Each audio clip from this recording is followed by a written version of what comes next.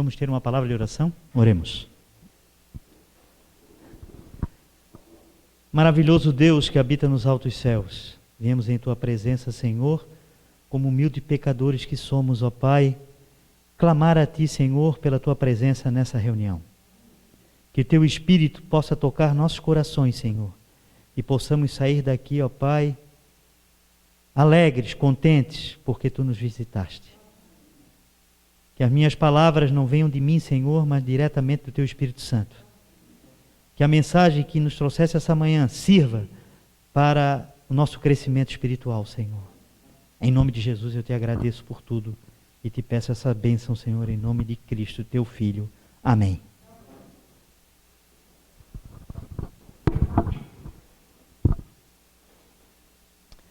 Bem, irmãos, nós viemos falar hoje sobre Romanos 8, capítulo 1, que diz: portanto, agora nenhuma condenação há para os que estão em Cristo Jesus. Que mensagem, hein? Poderosa. Não há condenação para os que estão em Cristo Jesus. Muitas pessoas usam esse verso para dizer que a partir do momento que você aceitou a Cristo, você está salvo. Só que o verso continua e ele diz: os que não andam segundo a carne, mas segundo o Espírito. Aceitar Cristo como Salvador é realmente um passo muito importante na vida das pessoas. Não é fácil muitas vezes para uma pessoa que está lá no mundo, que está acostumada com uma vida totalmente diferente da vida cristã, ela tomar essa decisão de aceitar a Cristo como seu Salvador pessoal e agora ingressar numa vida que deve ser diferente. E deve ser seguindo os passos do Mestre, os passos de Cristo. E seguir os passos de Cristo é exatamente isso. Não andar mais segundo a carne, mas agora segundo o Espírito. Quando a gente vai fazer um sermão, a gente normalmente não sabe o assunto que vai falar. A gente fica pensando, o que eu vou dizer? O que eu vou falar? O que Deus deseja que eu fale, né? E o que o bom pregador sempre faz antes de fazer um sermão, irmão? Ele se ajoelha. E ele pede auxílio de Deus. Porque o pregador, ele não quer falar de si mesmo. Não é esse o desejo. O desejo é falar o que Deus quer que seja falado. E por incrível que pareça, o Espírito Santo, ele sempre nos traz um assunto e ele já procura antes do sermão. Eu sinto isso, eu vejo isso na nossa pequena igreja, que o Espírito Santo sempre procura nos já preparar a mente para o que vai vir, para o assunto. Quase sempre isso acontece.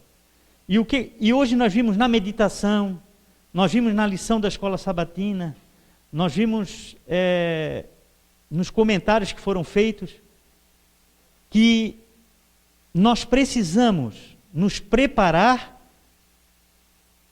nos santificar para a volta de Cristo. E principalmente para o que nós estamos designados a fazer aqui. Porque nós precisamos fazer o quê? Pregar o Evangelho. Nós precisamos levar as pessoas a aceitarem esse Jesus que morreu na cruz por elas e que breve voltará. Eu fico pensando assim, quando Jesus disse para eles, olha, vocês vão para Jerusalém, não saiam de lá, até receber o Espírito Santo, como nós estudamos na lição. Aqueles homens tinham suas vidas, não tinham? Pedro era casado, né? A Bíblia fala que ele era casado, provavelmente outros discípulos também eram, tinham suas mães, seus pais, seus irmãos, mas agora eles foram designados para uma tarefa. O que passava na mente daqueles homens? Qual era o desejo deles, realmente? O que eles fizeram com a vida deles para que eles se tornassem aptos à tarefa de iniciar essa pregação do Evangelho a todo mundo? Vocês imaginam só o que passava pela cabeça de um ser humano quando Cristo assim, ó, vocês vão por todo mundo pregar o Evangelho. Um mundo que não existia ferrovia, não existia avião, não existia carro, não existia internet, não existia nada disso. Quando tu pensa no mundo, hoje, parece que é muito menor do que o mundo deles, não é mesmo? O mundo deles devia ser muito maior que o nosso. Mas esses homens simplesmente obedeceram ao que Cristo disse. Reuniram-se, colocaram sua mente em Deus e o que fizeram? Receberam o Espírito Santo. Todos eles estavam unânimes, diz a palavra de Deus, num só objetivo: pregar o Evangelho. A igreja de Deus, e Deus sempre desejou isso, que em todas as épocas ela tivesse também com esse mesmo pensamento, unânimes na pregação do Evangelho. Mas nem sempre isso acontece, não é mesmo? Muito pelo contrário, se nós formos estudar a história da igreja, desde os discípulos até hoje, nós vamos ver que muitas e muitas vezes Deus teve que mandar ao seu povo aflição, perseguição, para provar a sua fé, para que a igreja acordasse da letargia. Em Efésios 5, 14 e 15, diz assim: por isso diz, desperta tu que dormes e levanta-te dentre os mortos, e Cristo te esclarecerá. Portanto, vede prudentemente como andais, não como nécios, mas como sábios, remindo o tempo, porquanto os dias são maus. Por isso não sejais insensatos, mas entendei qual seja a vontade do Senhor. O que nós estávamos falando antes do sermão? Eu não sabia o que ia ser falado aqui, mas o Espírito Santo colocou para nós aqui esse verso. O que nós estávamos falando? Que tem muitas coisas nesse mundo que nos desviam a mente de Deus, não é mesmo? Internet, televisão, propaganda, novela, filme, o que mais? Celular, né? Que já tá, a internet já está ligada nisso, né? Porque a gente está... Tantas coisas que podem levar nossa mente para vários lugares e nós deixamos... Deus some do nosso pensamento.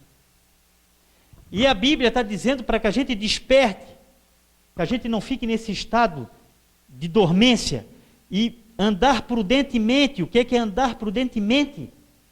Com prudência, pensando que eu sou um cristão, que eu represento a Cristo, que eu tenho aqui na terra o quê? Uma obra a fazer. E para que essa obra seja feita, eu preciso o quê? Do Espírito Santo. Eu preciso do Espírito Santo. O Espírito Santo tem que estar comigo, porque se ele não estiver comigo, a minha obra, por mais que eu conheça a palavra de Deus, por mais que eu seja inteligente, eloquente, por mais que eu tenha toda a capacidade de fazer tudo que é necessário para que a mensagem chegue, o resultado não vai ser o resultado que Deus quer. Porque para isso eu tenho que ter o Espírito Santo. Porque é o Espírito Santo que faz o quê? Que transforma a vida das pessoas. Que leva elas a mudar a vida. Se não, irmãos, nós temos o quê? O que nós temos hoje? Um cristianismo de mentira. Um cristianismo que as pessoas dizem aceitar a Cristo. Eu estava vendo essa semana no Rodrigo Silva, eu acho que foi ele que falou. Ele estava lidando com uma questão, estava falando sobre esse assunto, e ele disse que um outro homem fez um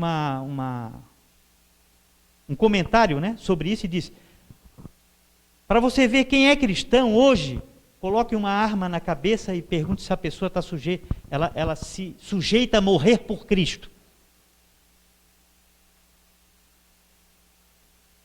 E veja, você verá quantos realmente são cristãos.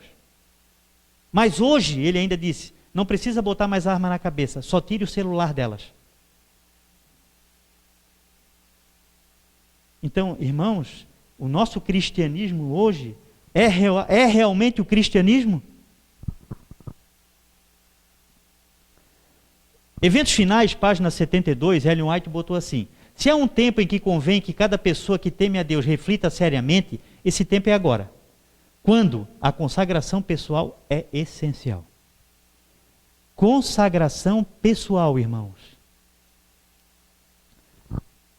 Não vamos ser levados para o céu em grupo.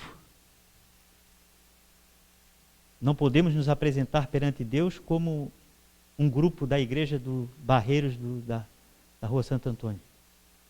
Cada um de nós vai ter que dar conta a Deus pela sua própria vida. E o tempo está passando. O tempo está passando.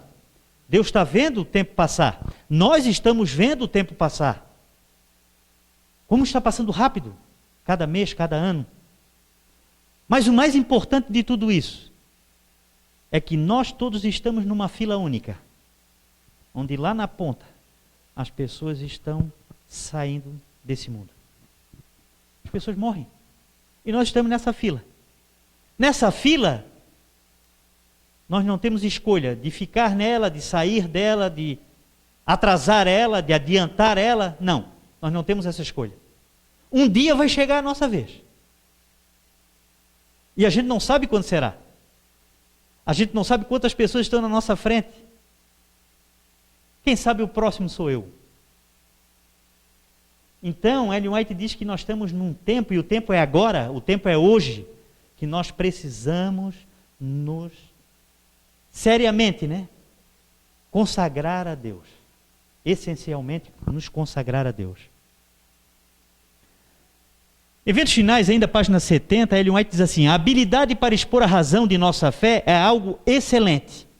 Essa habilidade que nós temos de estudar a Bíblia Sagrada, de estudar as nossas doutrinas e de dizer para as pessoas, olha, eu creio nisso, e mostrar exatamente o que você crê, é excelente.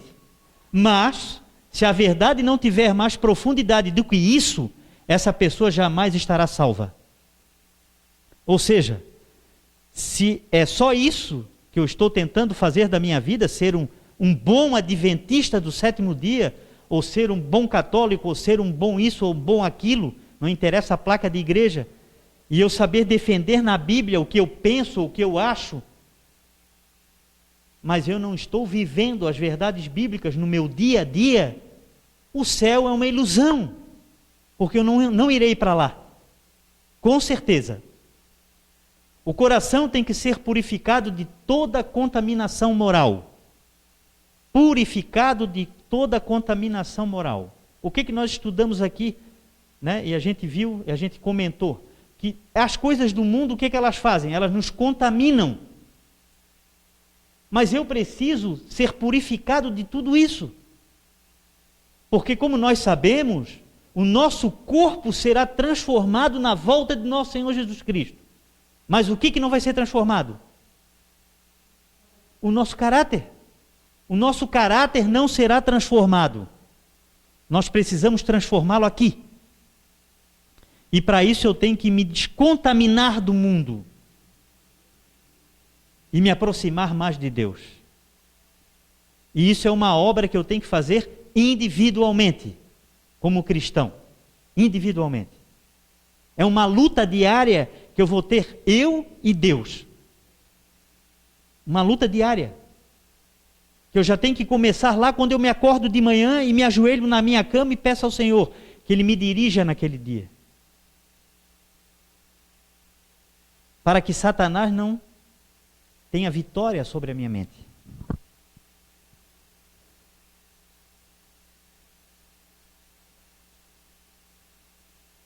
Não funcionou? Pode adiantar para mim aí, Marcos?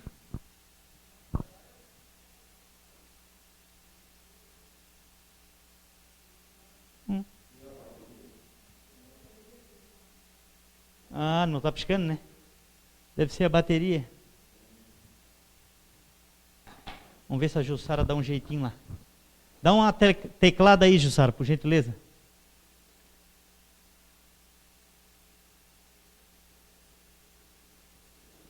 Obrigado, Sara. Romanos 12, 1 e 2. Alguém quer ler para mim, por gentileza? Vamos, pois, irmãos, pela compaixão de Deus, que apresentai os nossos corpos em sacrifício vivo, santo e agradável a Deus, que é o vosso culto racional. E não sede conformados com este mundo, mas sede transformados pela renovação do vosso entendimento, para que experimentais qual seja a boa Obrigado, irmão Jael. Rogo-vos, irmãos, rogo-vos, peço a vocês, clamo para que vocês façam isso. Pela compaixão de Deus, apresenteis vosso corpo em sacrifício vivo. Não como aqueles homens faziam na antiguidade quando jogavam seus filhos ao fogo para os seus deuses. Não quando eles se cortavam para pedir para que os deuses fizessem favores para eles. Não é esse sacrifício que ela está falando. É o sacrifício de você ter uma vontade de fazer algo que você sabe que não é da vontade de Deus e você não faz. É quando você olha para um alimento e sabe, esse alimento me faz mal.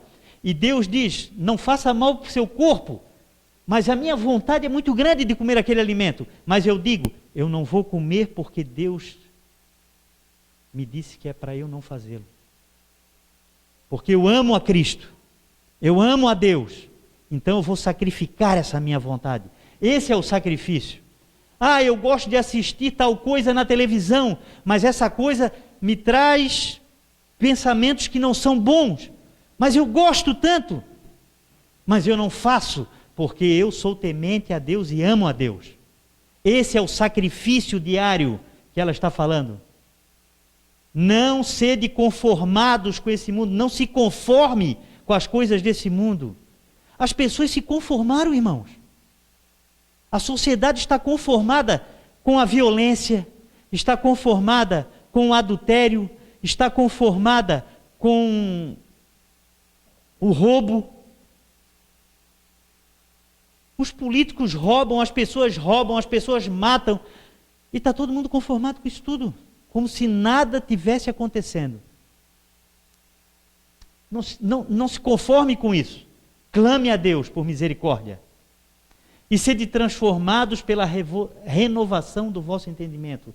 Você entendeu a mensagem, você entendeu a luz que Deus trouxe para você, seja ela qual for, e você foi transformado por esse entendimento.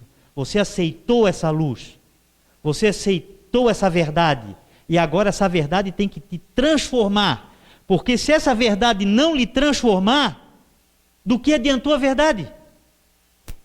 Do que adiantou a luz?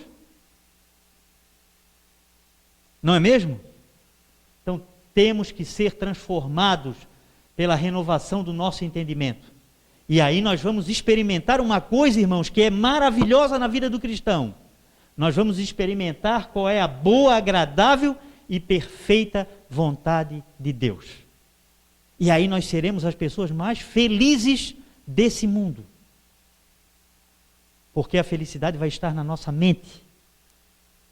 Não vai ser por uma circunstância. Não vai ser por uma ocasião. Nós vamos ser felizes de verdade. E é isso que Deus deseja de nós. Por isso Cristo disse. O que Jesus falou? Vamos ver se é o próximo.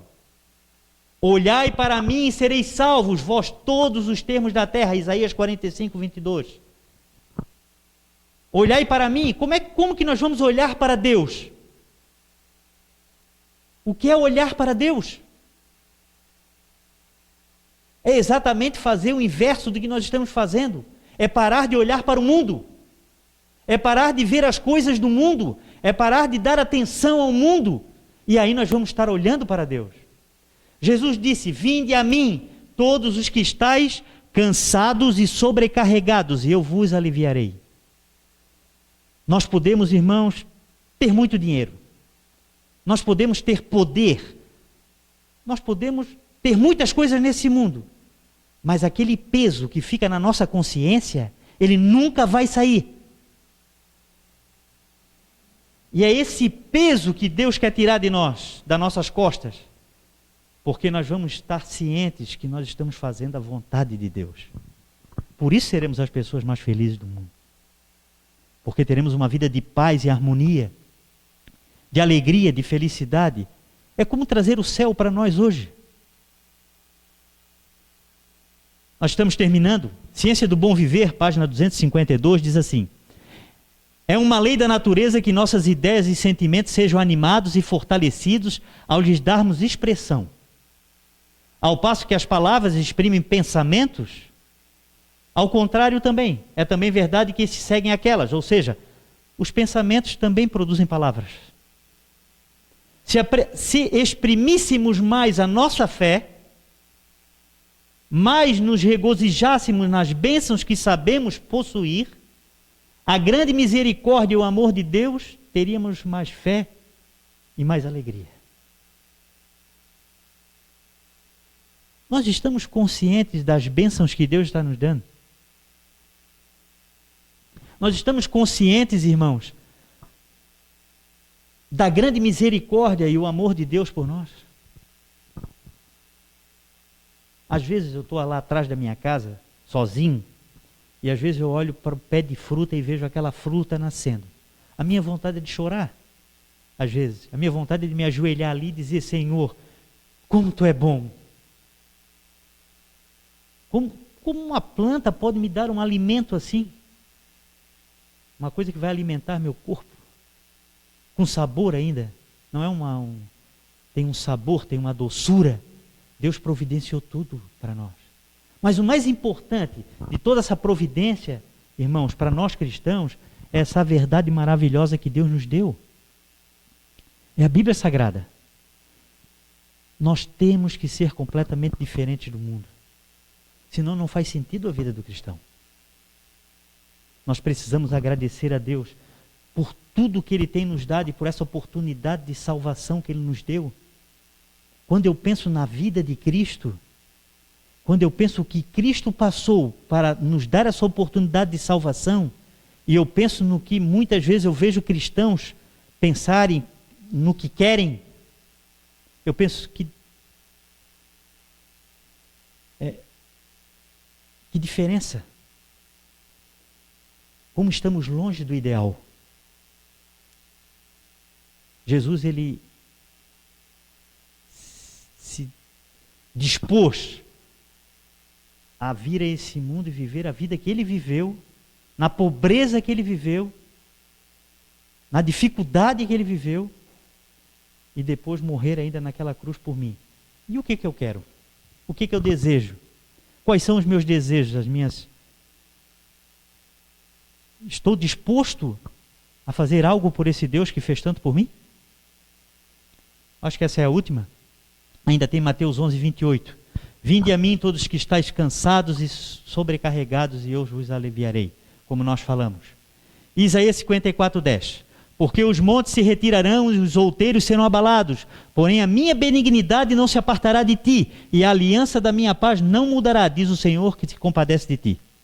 É uma promessa de Deus para nós como cristãos. Nós podemos passar por momentos difíceis nesse mundo, mas Deus está dizendo para cada um de nós: eu estarei contigo. Eu estou lá contigo, eu não vou te abandonar. E isso é maravilhoso, irmãos, porque nós não estamos sozinhos. E nós precisamos sentir isso, que nós não estamos sozinhos, que Deus está sempre ao nosso lado. E como Paulo disse, se o cumprimento da promessa, Atos dos Apóstolos 1, ela diz assim: se o cumprimento da promessa não é visto, como poderia ser, é porque a promessa não é apreciada como devia ser. O que nós falamos lá que a Lígia estava dizendo para nós? O que é que nós precisamos hoje? Não é o derramamento do Espírito Santo? Nós precisamos do derramamento do Espírito Santo. Mas, se essa promessa que foi dita, ela não for apreciada como deveria ser, como que nós podemos receber o Espírito Santo?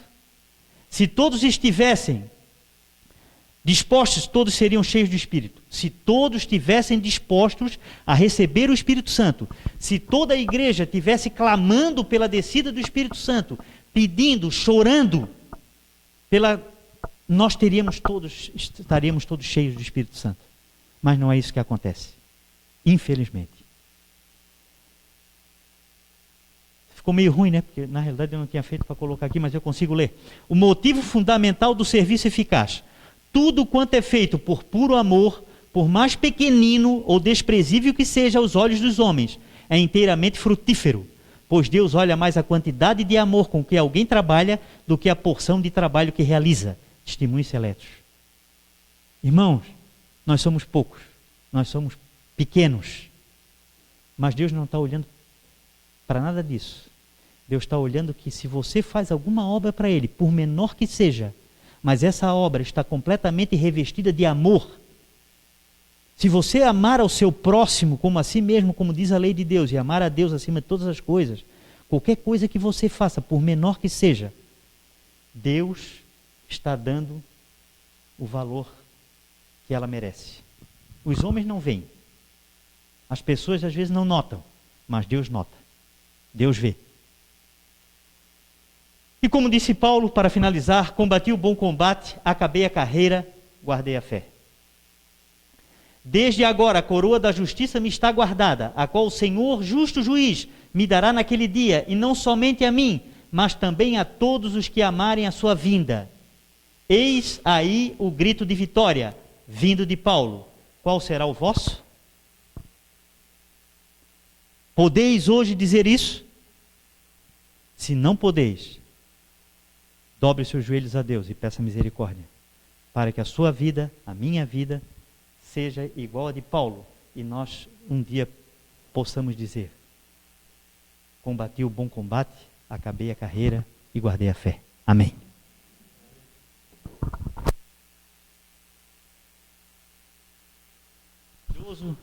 Espírito Santo de Deus, que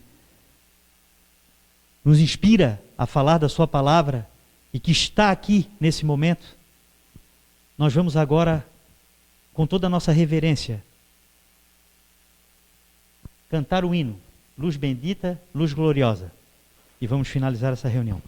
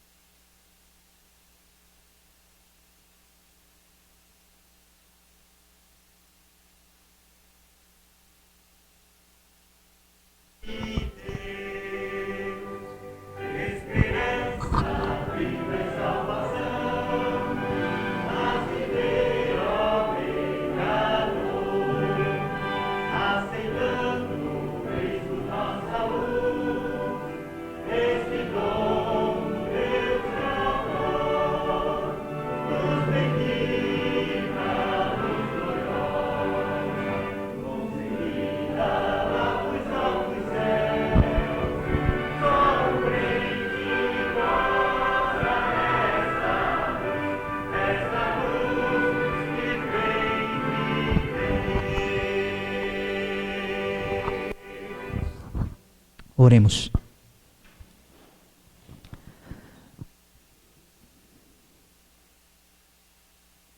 Querido Deus e Pai que habita nos altos céus, santificado seja o teu nome, Senhor. Ó Senhor, não temos palavras para te agradecer pela mensagem dessa manhã. Ajuda-nos, ó Senhor, a sermos verdadeiros cristãos. Ajuda-nos, Senhor, a fazer a tua vontade. Que a nossa vida possa ser, Senhor, uma luz para as pessoas que estão perdidas nesse mundo, Senhor Deus. A volta do teu Filho, ó Deus, se aproxima cada vez mais. E uma obra tem que ser feita nessa terra por tua igreja, Senhor. Ajuda-nos, Senhor Deus, a fazer essa obra e dá-nos porção dobrada do teu Espírito Santo, Senhor. Ó Senhor, eu te peço humildemente por aqueles nossos irmãozinhos que não vieram a essa reunião. Aqueles que estão enfermos, Senhor, também a tua misericórdia para com eles, ó Pai. A todos os nossos irmãos, Senhor, que estão nesse momento espalhados em toda a face da terra, reunidos para também te adorar, Senhor Deus. Que tu possa estar com cada um deles. Nós te agradecemos e pedimos que esse sábado seja repleto do teu Espírito, Senhor, e que nós possamos, ó Pai, fazer o que tu desejas que seja feito. Nós te agradecemos em nome de Jesus, Senhor. Amém.